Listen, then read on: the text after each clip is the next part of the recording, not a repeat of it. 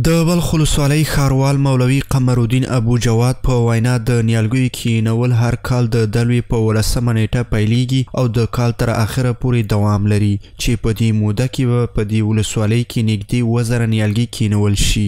نن پروسه د موږ تطبیق کړه دا به تر حوال تر حمل ان شاء الله تقریبا 1000 نیاله موږ به د خپل ولست ورکو او د کشکوي او خپل د بلاکو کې به نسب دري او د دې محافظت وکړي. ورته مهال د بلخ ولسوالۍ اوسیدونکي د ښاروالۍ دغه نیک اقدام ستایي او د نیالګیو د ساتنې او پالنې په برخه کې د هر ډول همکارۍ ډاډ ورکوي. حفظ مقابل محیط زیست است که باید اول ما فرهنگ شهرنشینی را یاد بگیریم. ما بدون فرهنگ شهرنشینی نمیتونیم که محیط زیست خود حفاظت کنیم. باید از این ما خواهش میکنیم که در جویا آبروا عدم کثافات، همین پلاستیک، عدم جلوگیری کنند. ما از این پروسه نیالشانی بسیار زیاد خوشحال هستیم و یک چیز ما گفتنی است که تقریبا در حدود 35-40 میلیون نفوس داریم در سطح افغانستان.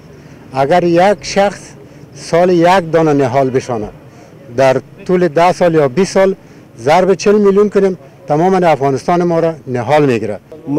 وظیفه مردم عامی است وقتی که شهروالی زحمت میکشه نیال غصب میکنه در هر قرار قصبات و در ولسوالی بلخ اونا باید حفاظت درست بکنن.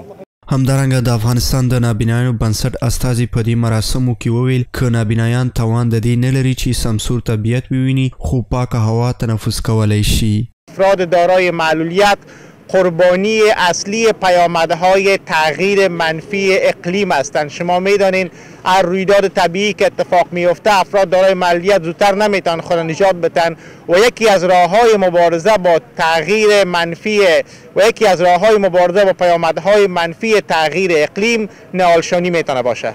د یادونې وړ ده چې هر کال په بلخ ولایت او ولسوالۍ کې د نیالګیو کینولو لړۍ د اسلامي امارت مسؤلین لخوا پیلیږي.